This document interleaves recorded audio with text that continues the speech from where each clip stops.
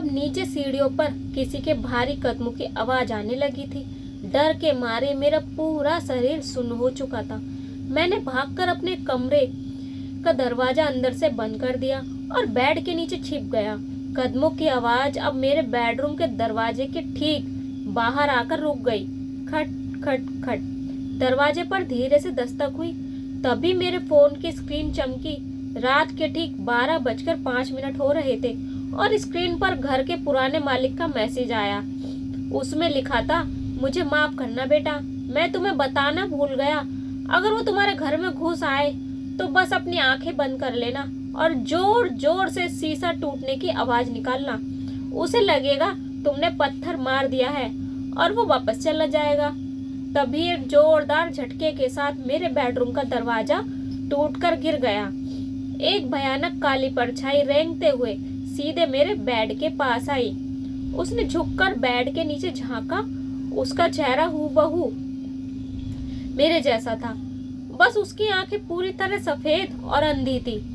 उसने अपना हाथ आगे बढ़ाया जिसमें वही नुकीला पत्थर था।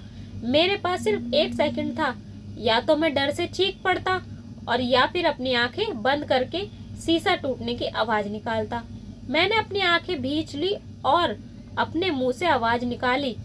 वो भयानक काली परछाई जो हूबहू मेरे जैसी दिखती थी अचानक रुक गई। बेड के नीचे रेंगती हुई वो परछाई बिल्कुल शांत हो गई। उसकी सफेद अंधी आंखें सीधे मेरी तरफ देख रही थी। मुझे समझ आ गया था कि उसे दिखाई नहीं देता, वो सिर्फ आवाज सुन सकती है। मेरी शीशे की आवाज सुनकर वो कंफ्यूज हो गई थी। उसने अपना हाथ पीछे खींच लिया जिसमें वो नुकीला पत्थर था। वह धीरे धीरे पीछे मुड़ी और रेंगते हुए मेरे कमरे से बाहर निकल गई। सीढ़ियों से उसके नीचे उतरने की आवाज आई और फिर सन्नाटा छा गया। मेरी जान में जान आई। मैंने राहत की सांस ली। सुबह होते हुए मैंने सबसे पहले अपना सामान पैक किया। मुझे इस शापित घर में 1 सेकंड भी नहीं रहना। मैंने घर के पुराने मालिक को फोन लगाया लेकिन उसका नंबर बंद आ रहा था। गुस्से और डर में मैं सीधे उसके पते पर पहुंच गया जो मुझे प्रॉपर्टी के कागज से मिला था।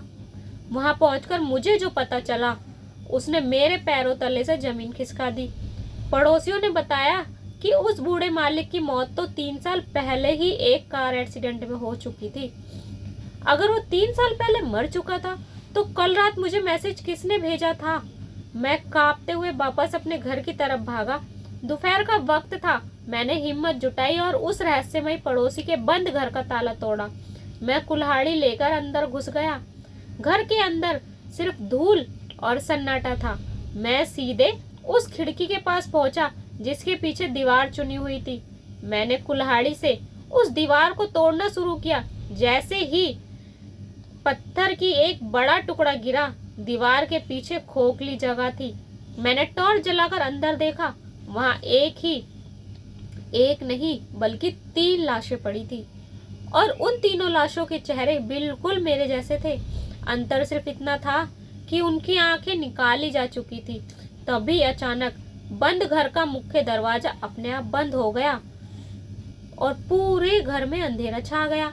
मेरे फोन की स्क्रीन चमकी। दोपहर के 12 बज रहे थे और स्क्रीन पर उसी मरे हुए मालिक का फिर से मैसेज आया, भागो मत बेटा। हर 3 साल बाद वो अपनी अंधी आंखों के लिए एक नया चेहरा ढूंढता है। वो बूढ़ा मालिक मैं नहीं, वो खुद था जिसने तुम्हारा चेहरा चुराने के लिए तुम्हें यहाँ बुलाया था। तभी अंधेरे में मेरे ठीक पीछे से वही जानी पहचानी आवाज आई। इस बार वो आवाज मैंने नहीं, उसने निकाली थी। तो दोस्तों, क्या वो लड़का उस बंद घर से जिंदा बच पाया होगा या भी वो भी उन लाशों की तरह अपना चेहरा खो बैठा होगा? अपनी राय कमेंट में जरूर बताना और ऐसे ही रोंगटे खड़े कर देने वाली कहानियों के लिए चैनल को अभी सब्सक्राइब कर लेना।